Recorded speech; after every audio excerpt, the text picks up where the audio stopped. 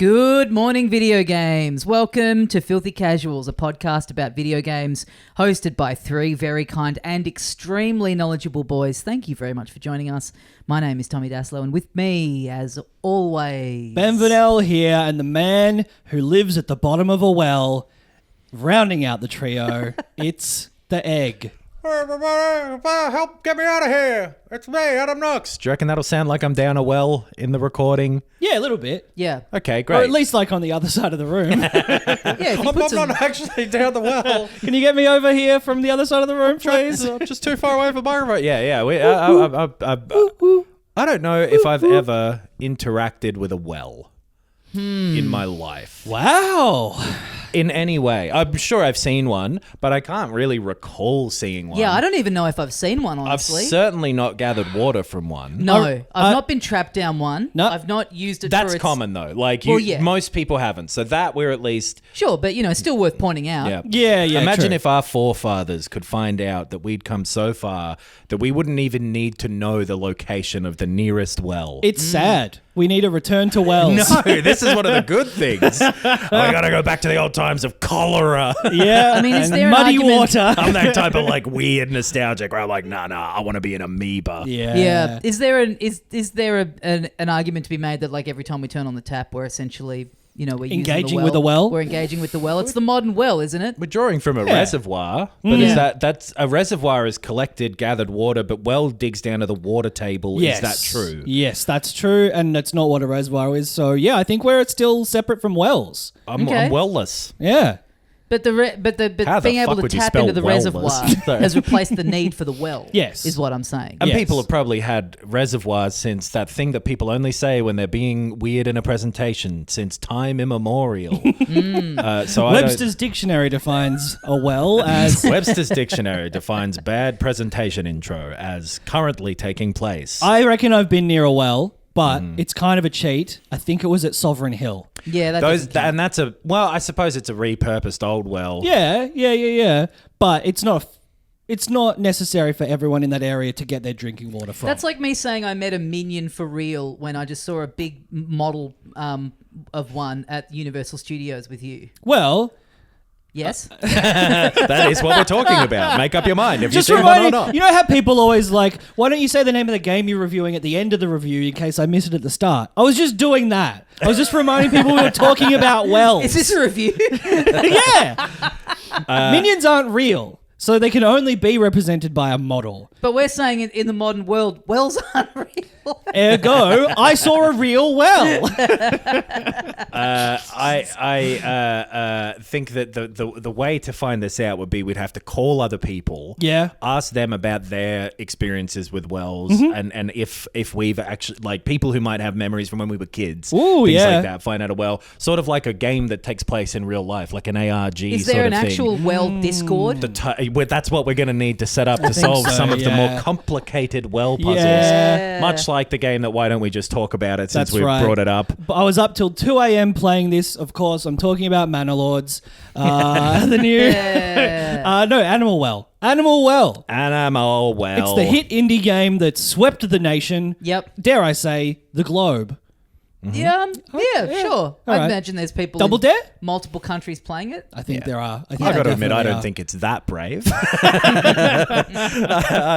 Truth? Dare you say? Yeah, probably pretty easily. Yeah, we've all been playing Animal Well. It is the first release from video game donkeys publishing company Big Mode. That's right. Developed by Billy Basso. It's a solo developing outing. Incredible. He had to get someone else to type Billy Basso because he would like have his face come sort of away from the wall, sing a few lines of code to them, and then return to the wall, and you'd have to clap to get the next code. Yeah. Line. Often it was impressive code, so they did clap. Yeah. I think the best part about that joke is how well I told it. Yeah. Speaking of wells. There's lots of water in the game, which you can see represented by him turning to the coder and saying, "Take me to the river." Adam's down a well again. That was what that was. Yeah, Animal Well is a 35 megabyte game. I noticed when installing it on Steam that is a pixel art Metroidvania type thing. Stop me if you've heard this. Like you say, developed by one guy, and it is a cool platformery, beautiful looking, I think. Yeah. Version of pixel art. Like it's got this sort of like neon, dark. It automatically has a CRT filter on when you start it, which you can turn off. Which I ended up doing it because like me too. It was a little. I think certainly where you start in the game, it's quite busy visually. Yeah. And for a game where you're like hunting out Easter eggs, literally, but also like hidden pathways and stuff.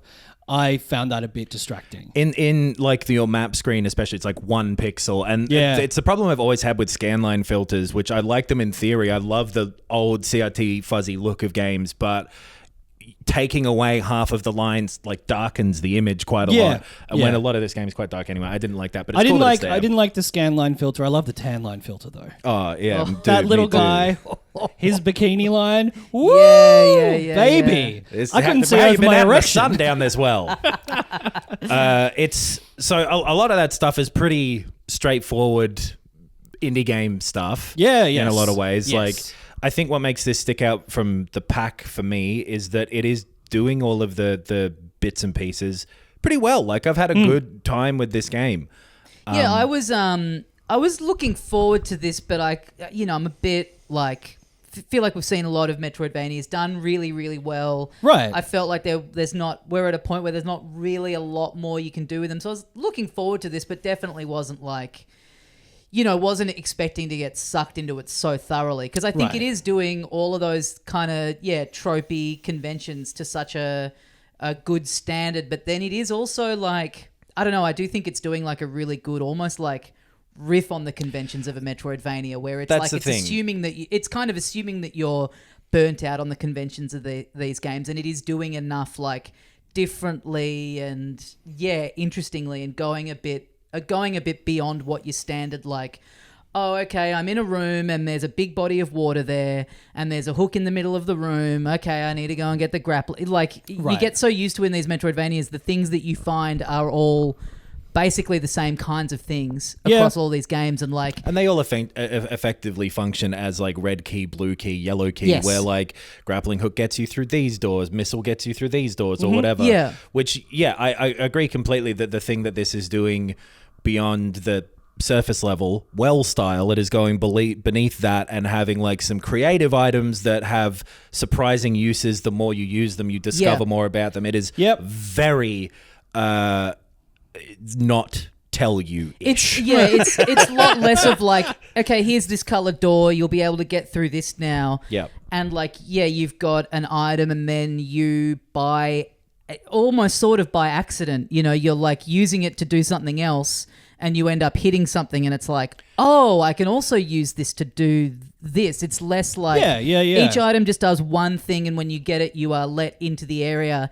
You end up feeling like you can get almost anywhere in the map after getting like 2 to 3 of the items. Like you don't even have your whole inventory screen filled in yet and you can make like basically the majority of the progress that you need to make with just experimenting with these couple of things that you have. I think it's worth saying right away, like if you kind of want to play Animal well, if you like this style of like platforming exploration game, it is probably worth just going in and not listening to too much chat about it because I kind of want to give examples of some of the stuff, but by nature of giving the example, you remove the surprise. We won't talk about much stuff beyond very early things. But I do kind of want to give some demonstrations of like the very first item you get. We'll talk a little bit. Maybe we'll put a time code in the description so you can skip ahead if you are wanting to go in completely blind, which I would recommend. It was great. Like I just happened to be up when this dropped, so I got it. Like I went straight in and it was cool just going in like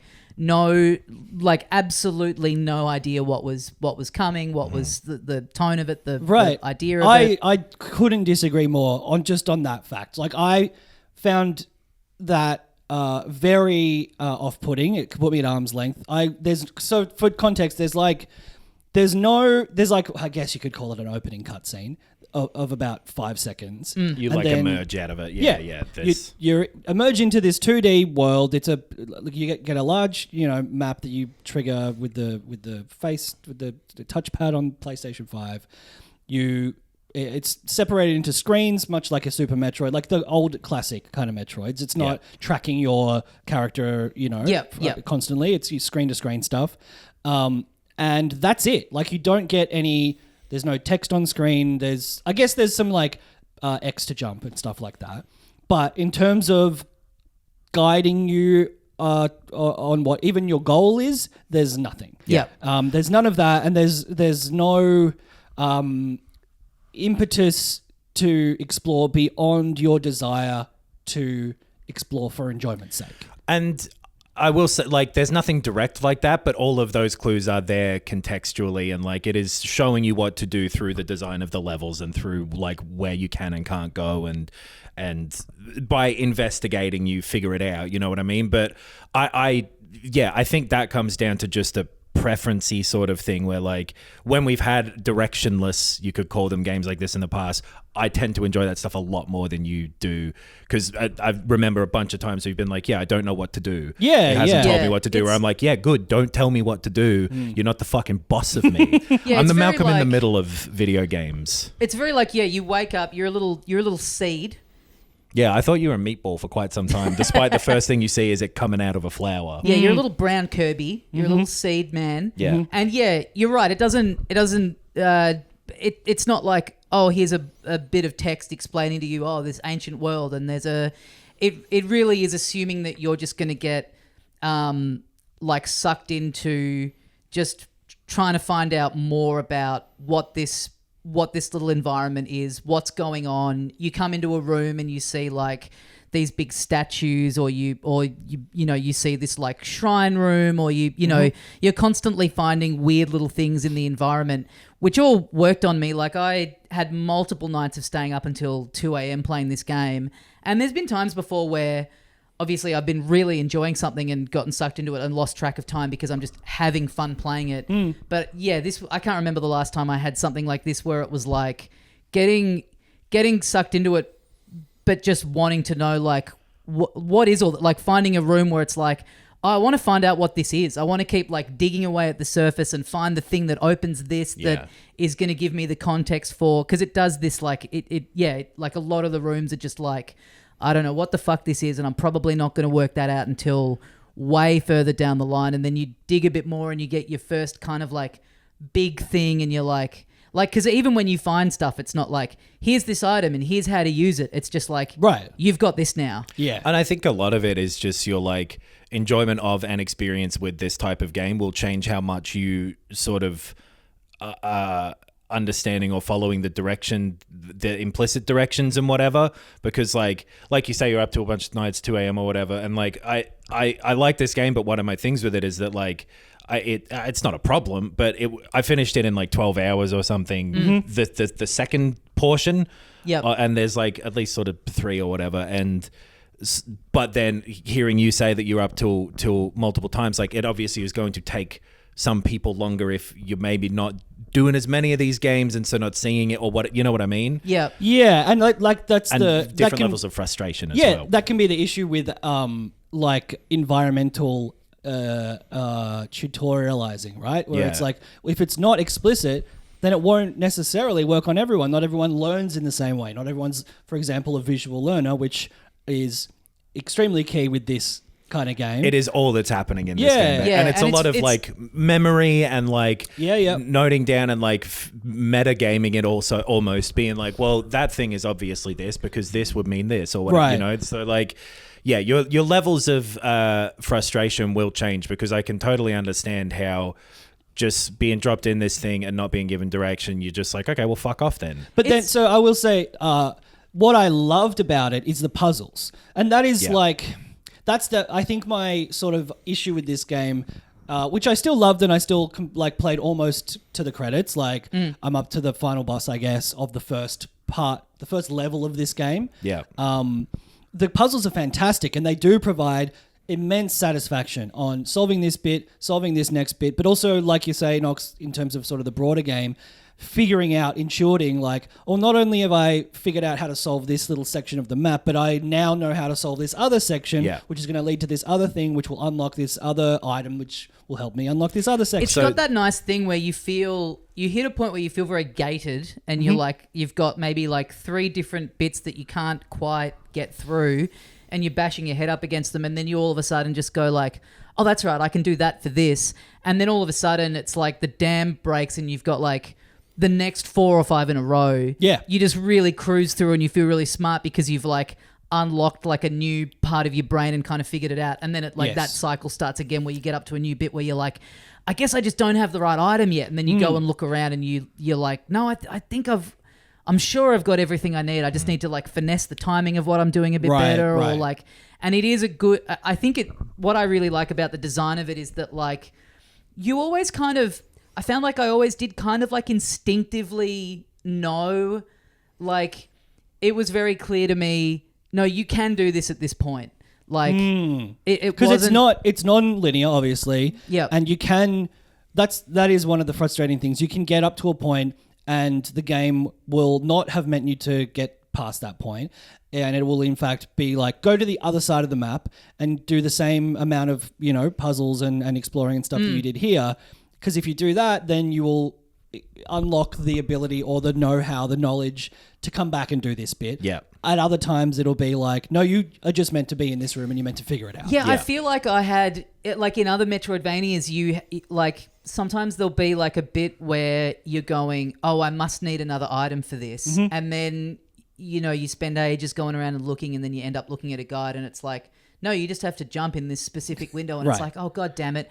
Whereas in this, I feel like even though it was like, there were plenty of times where even though nothing was working, it just, the way it's presented, I just knew. I was like, no, I've got everything I need. This isn't a thing where I'm going to end up thinking that I need something else and I actually don't. Right. It's everything's here. Because there's bits where there's one bit in particular where you're just like on like a different part of the screen and there's like stuff happening kind of underneath you that you can't get to. And I was just like, no, I've just got to work this out. There is a way to do this. There's no other possible explanation for this. Like, I don't know. I just found it like, and it is like, you're right, in all the like visual learning and everything, it is really betting big on that you're going to be drawn into like the vibe and the tone. And I really like that there's some kind of supernaturally stuff here and there, but for the most part, it just is an animal well. It's not like there's like, oh, these weird little creatures. It's like there just are all these rooms where... And they're ghosts and shit. Yeah. But there's a lot of just like, this is a room full of crows and there's otters in there. Like, I just love the whole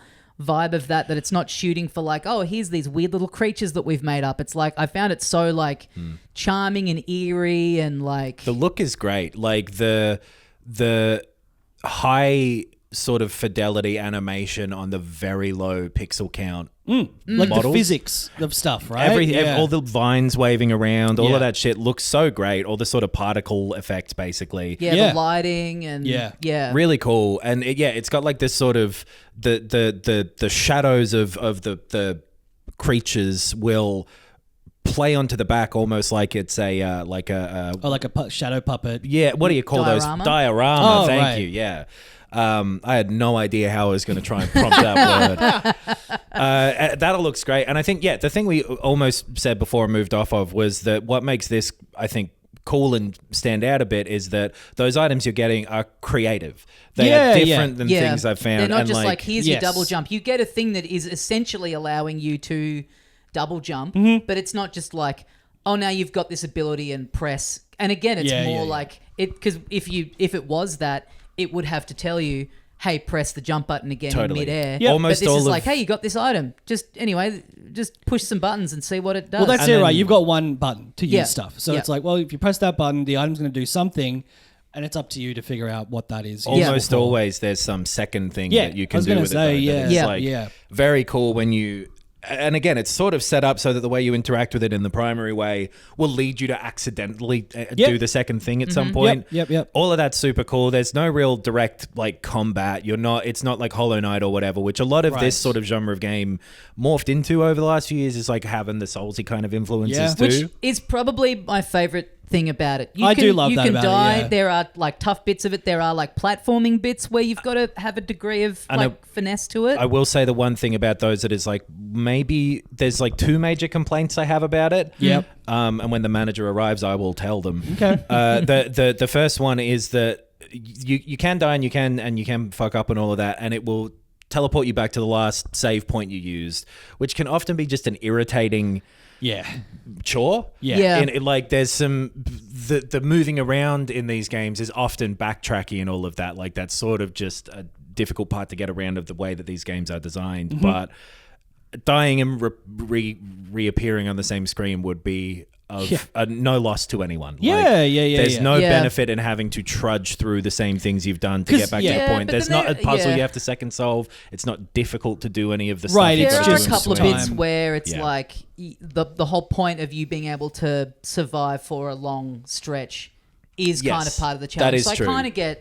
I kind of get that. I know what you said. I mean, there is such an intrinsic part of this kind of game where for those you are bits backtracking and re-walking over a lot of...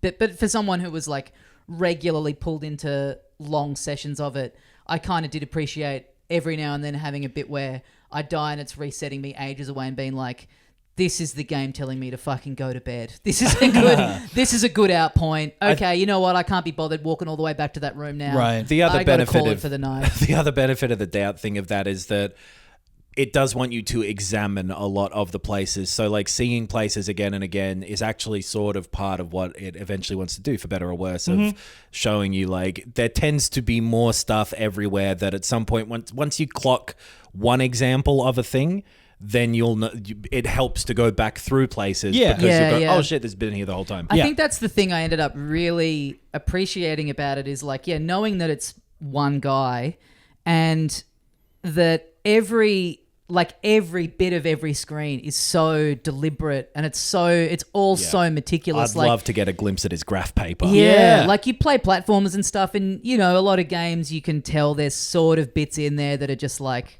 this will do. This is just here. But like you start to, once you start kind of digging into this, you realize that, every single pixel is something, is in there because it has to be in there. Everything for the most part leads back around to something else and there's no just like, here's a room where you just kind of do this. It's all pretty and thinking about or at least there's one other thing on every screen. Or whatever, And thinking about it being like, one guy working on this basically solo for 7 years and then it comes out and it gets mostly rave reviews. People are really loving it.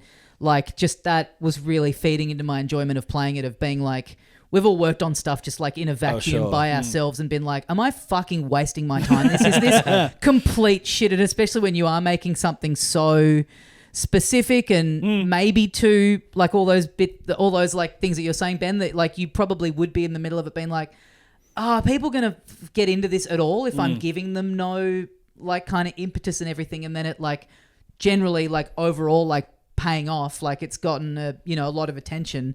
It's just like, oh man, how great that guy must feel after 7 long years by himself. That's an appealing part of it too, is you can sense that passion project sort of feeling of it as you're going through. The other thing, just while I'm thinking about it, that is not so good. I think the map is not good enough. I agree. It's a messy sort of like, you remember in Lemmings when you like would have this kind of zoomed out version? It looks a bit like that. It's like too like there can be literally 1 pixel missing on the map that is sort of your indication that there's something there, and it's just a bit over the top of how difficult it is to sort of read that map in a functional way. It looks smeary and messy, and you kind of can't. You've got to rely on your memory a lot more than the map, which I suppose is the idea. But I don't love that. No, I agree. Didn't mind it. I did like being able to scroll around, and it's like, 1 pixel's missing. That means there's a gap. I'll go to that room, and also you kind of feel like you've found everything in a room, but by the end you kind of start to realize like if there's like the map all kind of. Every bit sort of sits right flush against another bit. So if there is a little gap in there, again, this is the meticulous thing. It's like there's no gaps there just because if there's a blank space on the map, there's a room that's fitting in there somewhere. And you can mark up the map and put notes on, and like I had a notepad on the go. In I just found it life. too hard to see physically. Like it's not precise enough. Like I think that's it. It was not so much like not being able to see secrets. It was like, what is that room again? I wish you could. I keep feeling like I can zoom in one more. Yeah, I keep feeling exactly. like I'm zoomed out when I'm like actually zoomed in as far as and then the furthest out one, it's like I don't know who's getting any benefit of and that. it's not so much the distance; it's that if that second zoom level had a higher level of fidelity, where you could kind of tell or jog your memory of what each room contained, because it's got like vague sort of smeary representations of like, if there were 3 statues in this room, you'll sort of be able to see shapes. Yeah. But if that second level had a higher level of fidelity, that would be helpful. I feel like that's all these games though, right? Like they never give you a map that's like a exact visual. No, like, it's I feel true. like I'm always doing that in these games of like, what fucking room is that? Well, and then you go to it and you're like, is- oh yeah, it's this. Why didn't you put that shit in the background? That's what is the I noticed indicator it a of lot more in this game than the Right. other ones is the thing for me. Well, I don't think I'd ever encountered it in other games where I literally didn't know what the room was. Where it's like in this, it was like, I don't know what that is. And I'm not sure what I'm looking for. Right. So that compounds into this issue of like, what am I meant to be doing? I found this one for some reason, more like overall more readable and less like I was getting lost because of the map in this game than others. Like I feel like Metroid Dread I had a cunt of a time with, and for whatever reason I just found this one like going into it I thought, oh yeah, here we go. This is going to be one of those nightmare things, and like I didn't really come up against it too many times in this one. I think like the fact that I tend to in other ones. The fact that it's less reliable meant I didn't rely on it, so my memory was kicking in a lot Yeah. more. And like the areas are all kind of distinct and like that thing of like, what am I meant to be doing was like, that is what you're meant to be doing is like kind of following your nose a lot. Because it does, like with these things that you're trying to find that are like the first level of like basically beating the game and getting the credits. I believe it shows you them in the space, like at the start of the game, like before you've done anything, before you've seen them. They're brightly marked. So on the they're map, just those so it's ones. like, okay, I've got to like push my way up in this direction or in this direction or in that direction, and so I found that helpful that it's not just like.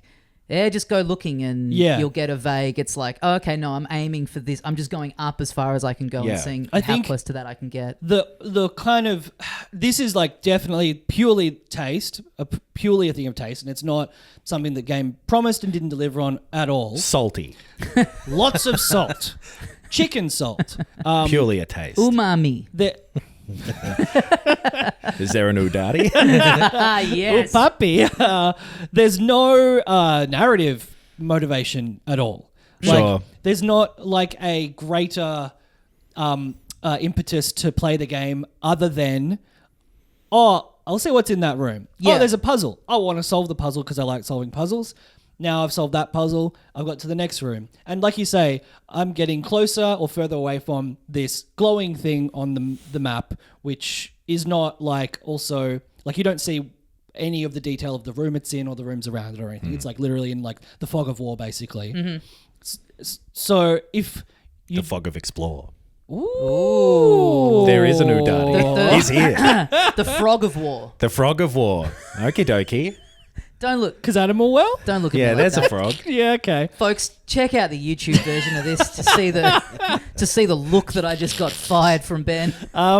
Yeah, there's like beyond, and that like obviously that did carry me through to the point of like that I got to played it for about 8 hours. Yep. And enjoyed, like I said, all the puzzle solving, all of the platforming. I enjoyed, even though it's like a little stiff. You know, it's not on the level of like a Meat Boy or those Celeste, like those sort of like similar platform heavy Metroidvanias. Yep. But, you know, I enjoyed that. I enjoyed the exploration and sort of the Easter egg hunting and all of that stuff.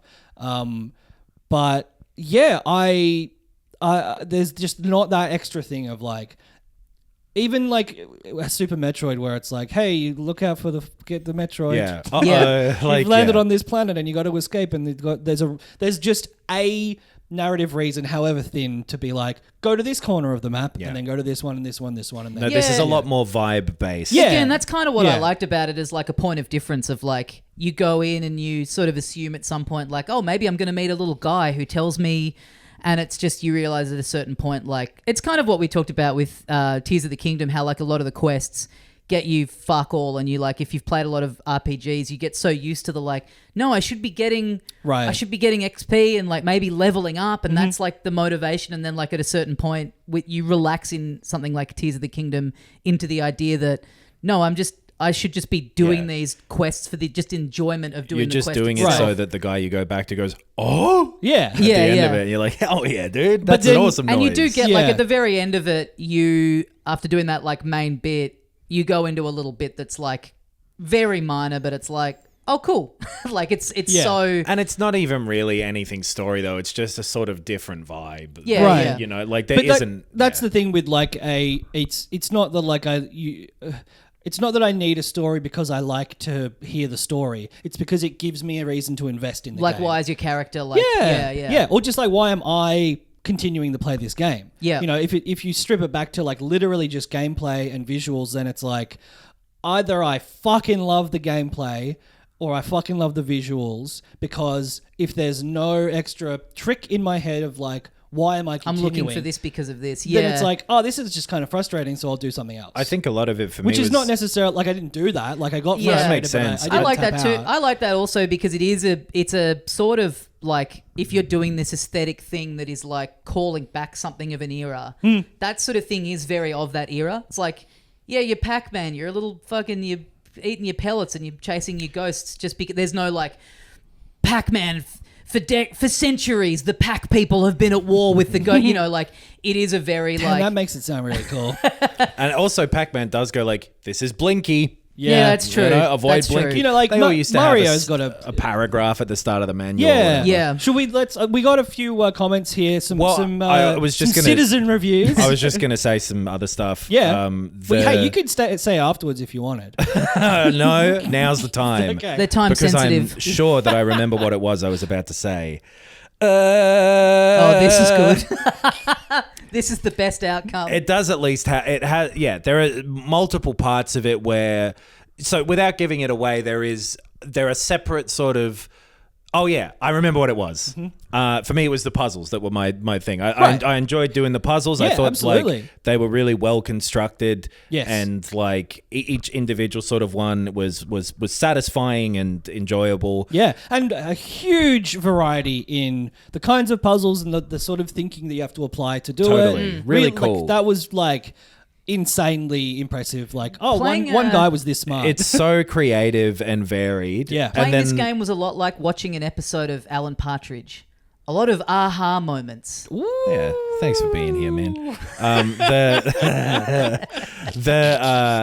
lot of aha moments. It's got sort of different built-in difficulty levels in a sense as well, because it has like this A plot, then B plot underneath, and then there's like more complicated. Like there is so many different levels of. Many. I don't want to oversell it, but there are hidden depths to the game Animal Well. Now, if only we could work that in to some sort. Yes, and it's an extender.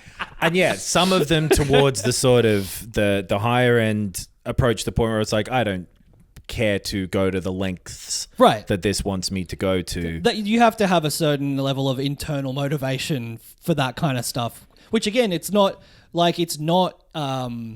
explicitly encouraged by the game. You've got to invest it yourself. Totally. And that's the thing. It lets you check out several times. Yeah.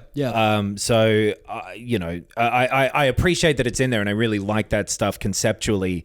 And like it doesn't come along super often, so it's cool that this is like, you remember when we played Neon White, and it was like, this is like someone who loves speed running and wants to make like a kind of a legitimate just a straight up version of a game of speed running. Yeah, a specialized version for those freaks. Yeah, but also to show the average person like, hey, this is what's really fun about it. Right, like we'll make the gameplay all around this. Right, and there was another sort of example of that recently. I can't remember what it was, but this is like the kind of conspiracy nut version of that. Like the guy who's like got his tinfoil hat about everything, and he's like, the trees in Mario, they're actually like, if you count the number of number of pixels on one side. They're actually pointing to, it's like, I will say the part of Animal Well where Q starts messaging you, I really didn't like. Yeah. what if I make a game where every little thing means something and everything's all, and I show people how awesome it is. And if they draw it out on a piece of paper and then show a friend and then they cross-reference it, then it'll actually turn out that George W. Bush did 9/11. Like it is I that. mean, that was a cool throwback to like again this like older era of gaming that this sort of visual style is harking back to. Was like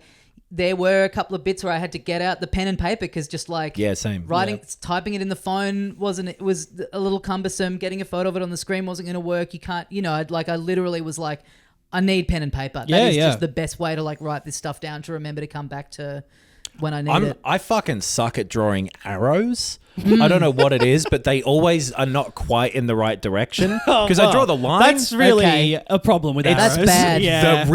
And I mean this in every sense, the point of an arrow. And that hindered me. But I because agree. it was the Prince of Persia game. It allowed you to take screenshots and mark and like stamp them onto pin them on the map. And that's right. It everyone loved that about it.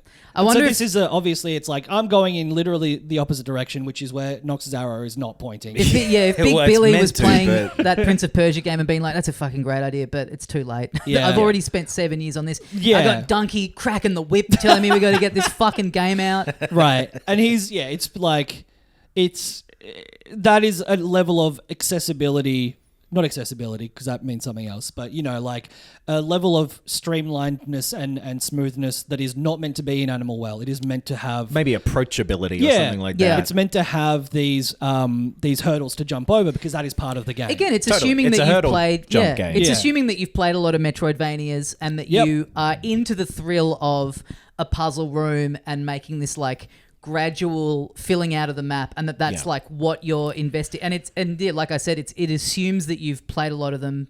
I think because it is also like riffing on perhaps the like burnt out feeling that you have on playing a lot of them and feeling like you've seen all this stuff done a million times. And I think that makes sense. Yeah, if you like stuff like Fez or The Witness or whatever, that sort of attitude towards like, what if there was something else here? I've seen a lot of people compare it to Outer Wilds, which I kind of, I wanted to get your take on because I only played a bit of it. I thought Outer Wilds gave you a lot more.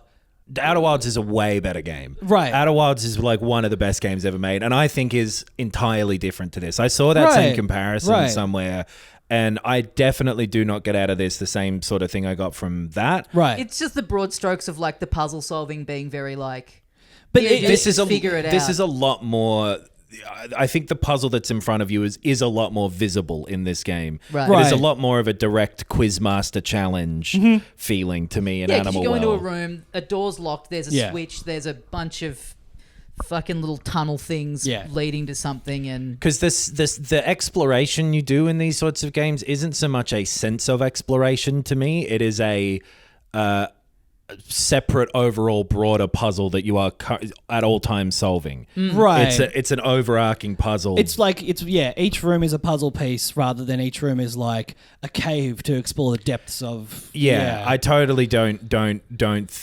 Which literally Outer Wilds is like you explore the depths of caves. It's a very different. Like I get why they're similar, but I think that they're similar in the way that like this is such a stupid comparison, but like jazz and rock are both music. Oh, okay. You know what That's I mean? Not as stupid as I was expecting. Yeah, I was expecting. Yeah, I feel let down. Yeah, this is a stupid comparison. I think this is a stupid comparison, but Outer Wilds is boys, and I can't even. Apples I'm so is oranges. smart that I can't even think of a stupid comparison. But also, I think like something that I did enjoy when I was playing Outer Wilds is that it does give you like a quest log or like a way to remember things, and it will guide you in some sense. It doesn't give you and I don't want a guide on how to solve the puzzles in Animal Well, which I don't think that's what you guys thought, but like, and it's certainly not what Outer Wilds gives you, but it gives you a guide on like the basic tenets of what the game is. Which Animal Well you just have to discover by playing. Yeah, I mean, Outer Wilds is like, not that I've played much of it at all, but you have like an intro thing where there's a bit of like here's who you are. People are talking to you for ages. You've got a thing on your ship where it's like got these sort of, like red lines on a pinboard, right? Like thing, which I don't think this game would benefit from that specific type of thing. I think that's not what I'm saying either. Yeah. But that's I said, like, they are different games. I do think they're very different games. Yeah. I don't. This is a lot more like you're saying, Tommy, of like I'm trying to think of like a movie comparison where like maybe They Came Together or something like that. Oh yeah. Where it's like a parody of this thing, but I could see someone thinking that movie sucked because they're not as sick rom-com. of the tropes. Exactly. Yeah. And like also like I get that the jokes are there, but I don't care because I'm not like pissed off at this thing that they're making fun of. Or whatever. Sure. And this is like the Metroidvania version of that almost, where it's like you have to be so invested already in that type of game design, that type of platforming, and have an appreciation for it to the point where once this starts sort of breaking it or doing a level above it, you're there for it rather than being like, well, I don't have this like intertextual knowledge you're requiring of me to intuit these things. Like you've played and loved Hollow Knight where people are talking to you, there's a lot of combat, and then this is like, hey, it's scratching that same itch, you're filling out a map, but it's like just in this completely different direction. I think the big positive reviews as well, like it makes sense that a lot of people who are in games journalism and reviewing and stuff like that would see this as a breath of fresh air type of thing. Yeah. Where Same with something like Inscription. I came across people who were like, man, the card game's too difficult. I don't really get it. Feel like I kind of wasted my money. Right. Whereas like, games journalists and people who are into deck building, card games were like, wow, what an interesting, fresh twist on this with a bunch of extra layers to it. Yeah, what a great version of this, and then it unravels. And I think the version, of like feeling like lost and stuck by this at points or whatever, and like just kind of annoyed by it because like, and I don't mean this in an insulting way, I mean over your head as in like, well, you haven't climbed up on the boxes that other people have, so of course it's good. You know what I mean? It's like when people eat fucking some gross dumbass fish and they're like, this is delicious because it tastes weird. Right. Yeah. Because they're sick of all the boring tastes. Yeah. Totally. Yeah. You're just a pervert. That's why you like it, is because you've... Let's get into some Patreon reviews. Yeah, what are these perverts think?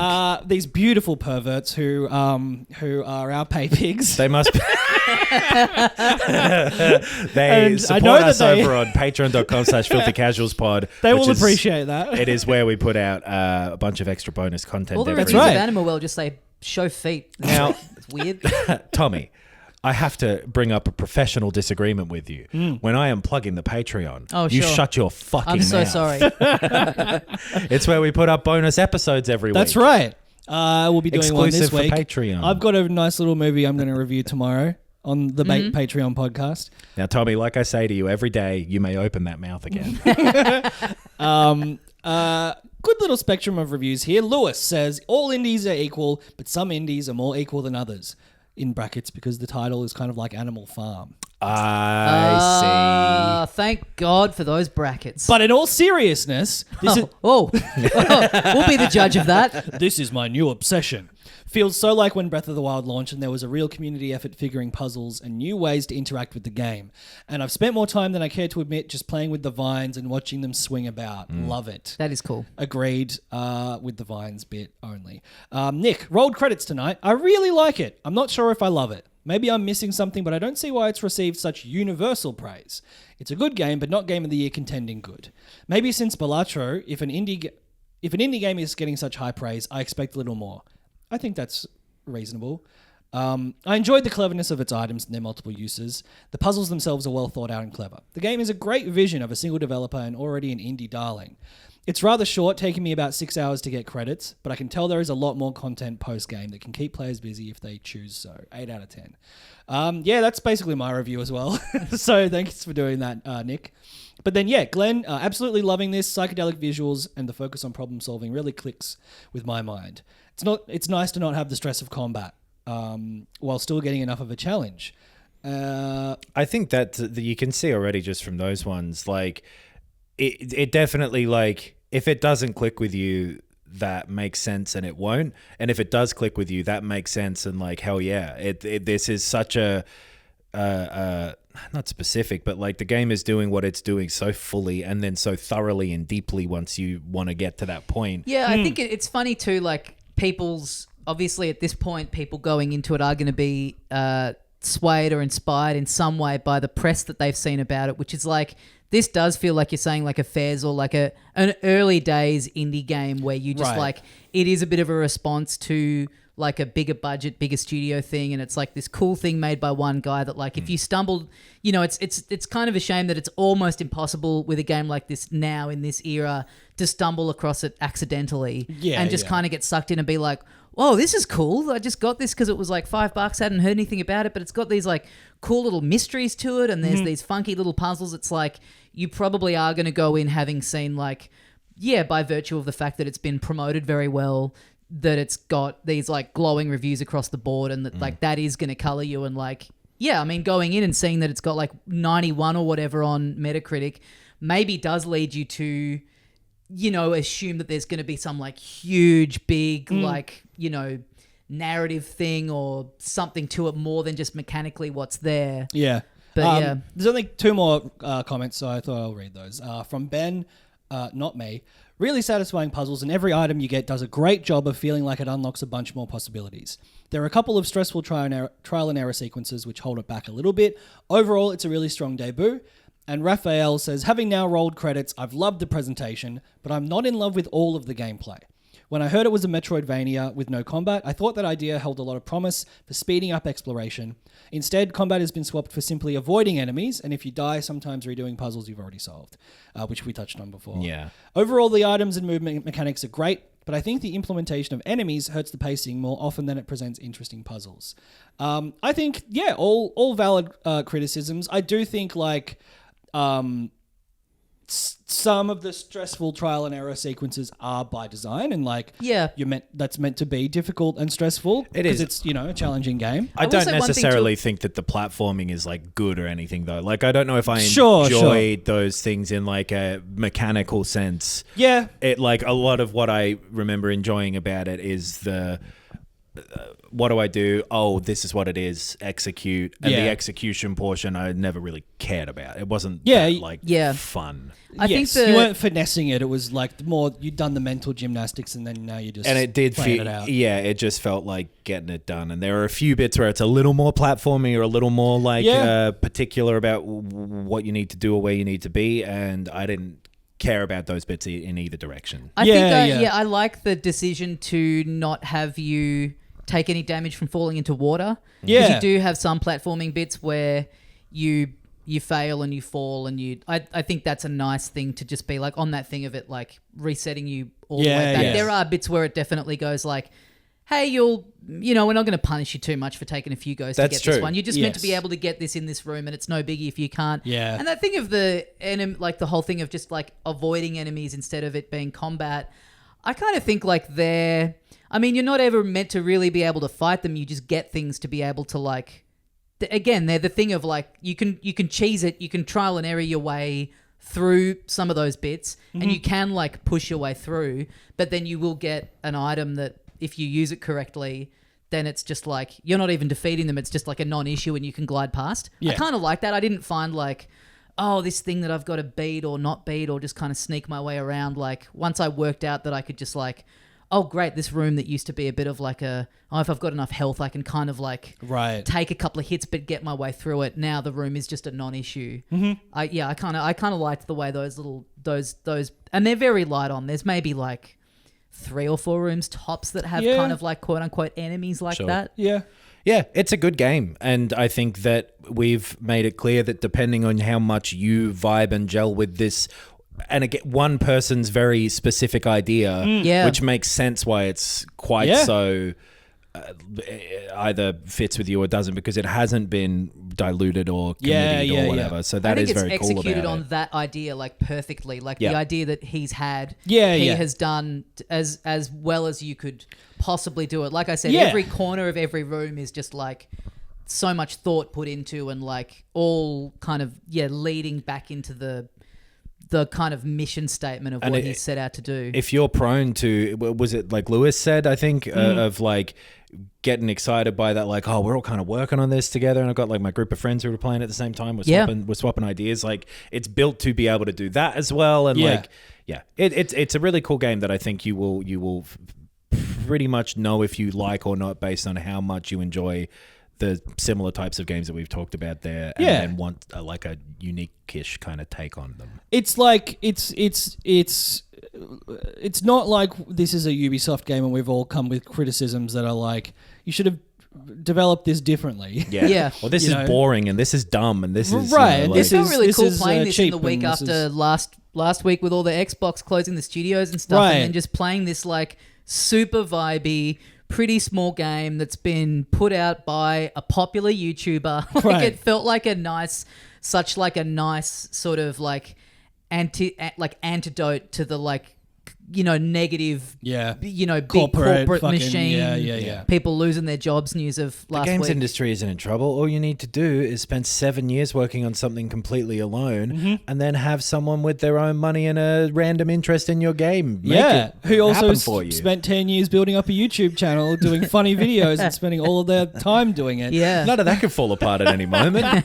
It's all fine. Yeah. Yeah, so that is Animal Well. Welcome back if you clicked on the little time stamp. What's the time there? I'll definitely remember when you tell me it. 50:38, and I'll write it down as well. Nice. Welcome back. Well, we talked about Animal Well for fucking ages. I really thought, I was like, oh, cool.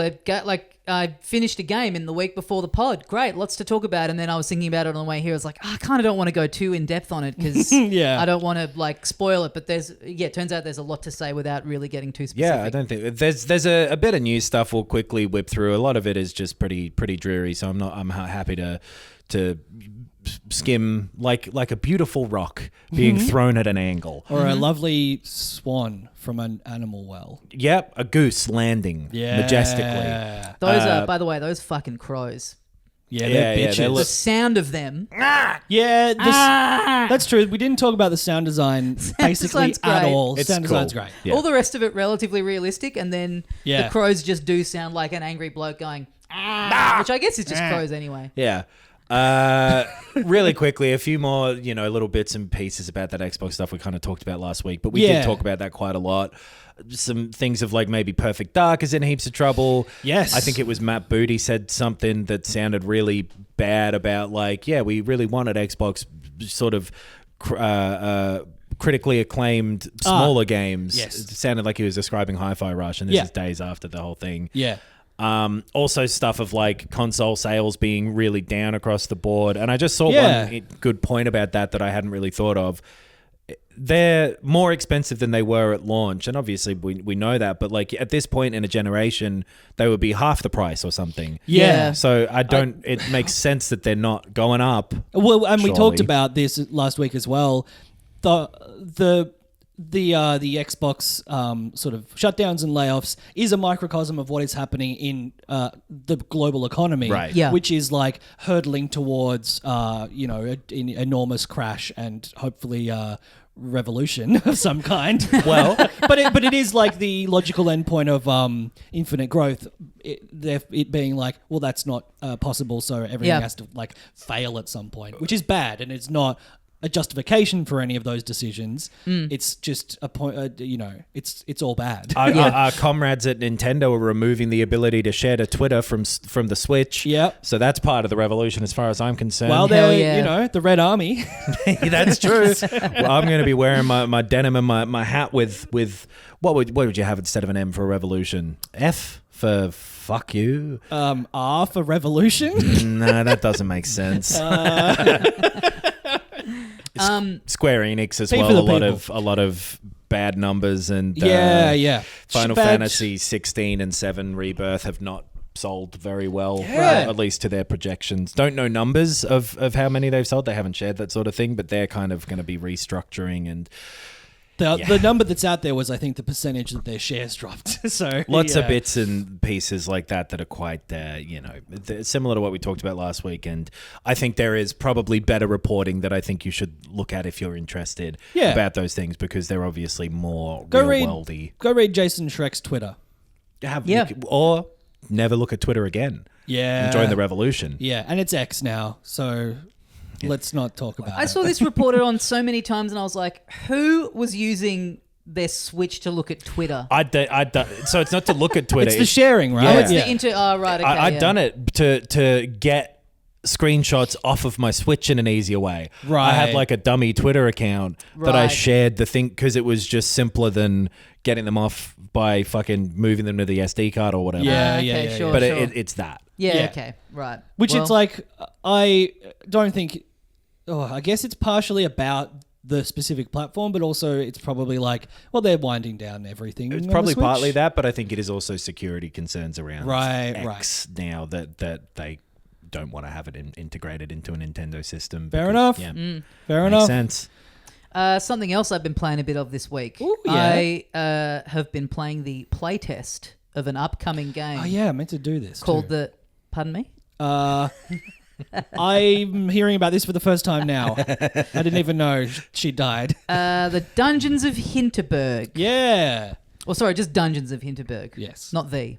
No. Don't go looking under T. No definite article. Out of luck.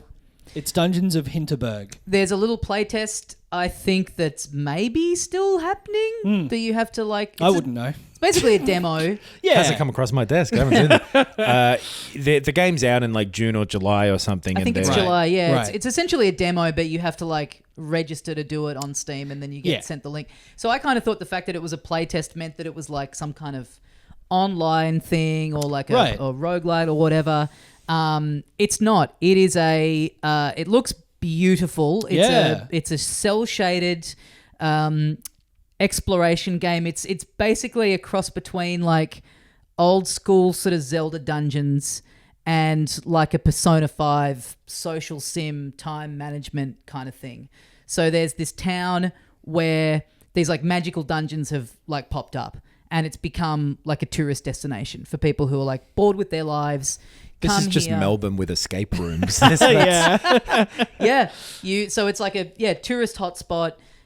You play this like main character. You're like, yeah, I need a break from my life. I'm so in this rut. I'm gonna come here like everyone else to seek some adventure. And you go into these like, mystical dungeons and you get treasure in there and you're fighting villains. And so there's like when you get to the town, like something's happening, there's like a tour guide who takes you around who's like, oh, this is the easy dungeon. Right. This is the early one that we take first timers to. It's really safe in here. You're in there and sort of something goes wrong. So there's kind of, something's happening. We thought we knew kind of how the dungeons were all, we thought we had them all kind of reined in and under surveillance and we thought we knew what they were all about, but there's something going on.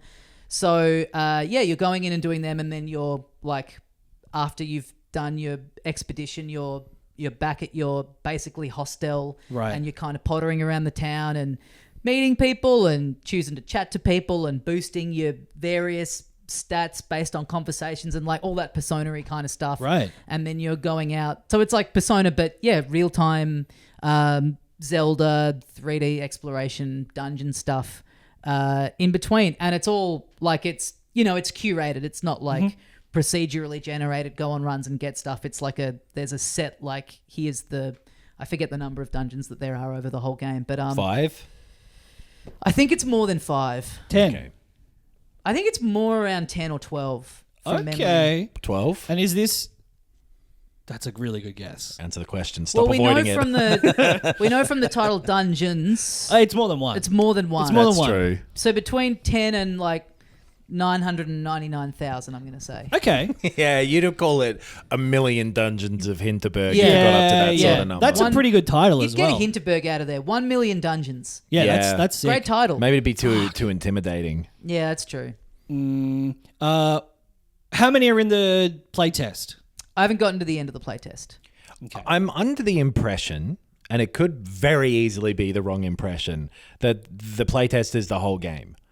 And this is essentially beta testing or whatever, like last minute kind of QA stuff. I could be wildly wrong about that. Not wildly. I'd be a bit wrong in that it isn't the whole game. Okay, I should look into that because I'm loving it. It looks great. It's so my style. I think it looks beautiful, runs really well. It's fun to explore. I love that like older Zelda style of like dungeon exploration and puzzles that are in there and all that kind of stuff. And I just went, yeah, I just want to play the whole game. I don't want to hit the wall of this demo and then have to wait for like 2 months. I'm just going to like... It would be crazy. I got enough to know that I'm excited for this. I'll just tap out. But if it's the whole game and it's free to do this... But I'm sure it's timed, right? It'll be cut off at some point. So. I think so. I mean, the fact that it's a playtest thing and it's not like just download the demo suggests that it will be like at a certain point. If I go to open it, yeah. For sure. Well, I played... a game. Actually, I played a game that we talked about last week. I played Children of the Sun. Mm-hmm. Fucking loved this. And I was already keen after you reviewed it. It sounded great. But I highly encourage anyone listening who wasn't fully tipped over to go look at it. Yeah. Because visually, it's like very unique. It is this sort of like bright, fluorescent, like scratchy looking, like throwback, like PlayStation 2 sort of like polygonal character models and environments and stuff with this layer of like kind of grungy aesthetic with like bright text and handwritten it's all stuff. At night, so it's like dark, but then like there'll be people gathered around a fire and it's very like lots of dark purples and yelloes. It looks a lot to me. I played like 30 minutes of this as well before, and I was liking it, but just didn't really have... But I got it free because I played 31 minutes, actually. And I showed them the playtime on my Steam account, and they can't deny that. It looks like some band from the 90s' whole aesthetic would have been like this, and they had like the little characters and whatever, but in a good way. It looks really cool, and it was very fun, the like 8 or 9 levels I played. Right, and again, the sound design in that is worth calling out. It's fantastic, really adds to the whole aesthetic experience. The sound of when your bullet hits someone, how it's like a kind of a drum clatter. It's like a cymbal. Like you expect it to be this... but it's like it's so kind of like weirdly understated for the fact that you've blown someone's head off. If you didn't hear Tommy talk about it last week, the very quick version is Children of the Sun is a sniping game essentially. You're standing on the outskirts of a camp, kind of like in Far Cry, where you can like mark people who are in the camp. Then once you take the shot, you kind of go right behind the bullet, travel with it. When it hits someone or something, you can then reorient the bullet, and everything is moving kind of slowly but still moving, and then you choose the next direction for the bullet to go in, and you're trying to kill everyone in one shot. So you're like walking around plotting it out before you take your shot, working out like, well, this guy's right behind a wall, so I'm going to have to... Like you need you can reorient the bullet, but you do have to have like a clear line to the next person to thing, person. Either person to person or person to explodable thing to person. And you've got to do it all in like basically one shot. Yeah, it's great. It's a really, really good idea. Like you said last week, it's like an odd twist on something like Super Hot that works really, really well, and aesthetically is a huge bonus if you vibe with it. So highly recommend that. And then I played this other early access game called Manor Lords that everyone has been bloody yapping on about. Mm-hmm. Another one-person developed game. This is insane because it is a three-dimensional city-building game. Visually, it's along the lines of it's like an Age of Empires or something. Like it is that era and that aesthetic. Medieval-looking stuff. Apparently extremely historically accurate, which... didn't make it better or worse gameplay-wise, but, that's interesting. Where is it set? Like, just general Europe or in a specific place? The manor? Yeah. Lord Town. I think it's the United Kingdom. Okay. So the setup is... I will say it is very early access. There are, like, things grayed out in the menu. There are things that you try to do where it's like... Sorry, this is not enabled because we haven't had time to program it yet. Yeah. Kind of shit. Like, it's very... Yeah. Yeah. Bear with us. It'll be there in the final I want to play version. sarcastic Manor Lords where it's like, sorry, not sorry, but this isn't in here yet. Oh, you wanted to breed some sheep? Huh. Too bad. Maybe I'll figure that out one day. But it is, for a solo developer... It is insane. So for those listening, and I think maybe Nox, you dabbled in like Caesar or like Pharaoh. Not for quite a long time, but yes, I have played a bunch of those sort of games for a bit in the past. It's that kind of loop. It's like, all right, well, you get plonked down with like a small amount of people and like a little shitty, shack. But so you got some supplies and some resources, and the world, the environment around you in this map is what you have to mine for resources to build up your town. And is it the style where you are directing individuals to do things, or are you making broader, like, moving a bar to increase wood production and then the people will figure it out themselves? Yeah, it's the bar version. Right. So it's like you build, and it does have like 3, I think, scenarios, and it will give you sort of like, what's the word? Iterative goals, as you're going. So it's more like, okay, well, yeah, you got to build a logging, camp. Yep. And you got to build that at the start. How are you going to log? You need logs to build other shit. I learned. And then you have like 5 families in your settlement, so you like allocate 3 of them to the logging camp, and then you have 2 spare to like build stuff. But yeah, you're not like literally clicking this guy to build this. Hark! Yeah. I miss all that shit. My liege. I miss that shit so much. Maybe I need to play League of Legends or something to start getting that again. Yeah. Yes! But it's that. It sucks, man, that there's so many voice actors out there who aren't getting the work, just going like, ha! Yeah. Stop poking me! Zug zug. Oh, fuck. That shit was so cool. But there's none of that, which is a shame, because you're just kind of clicking on build in the menu and then sheep farm. Right. But all of that stuff, it's very, very similar to the games that I mentioned. It is that, like, okay, you build some houses, you build a road, you build a marketplace, you build the hunting lodge, you build a farm with some wheat. Yeah.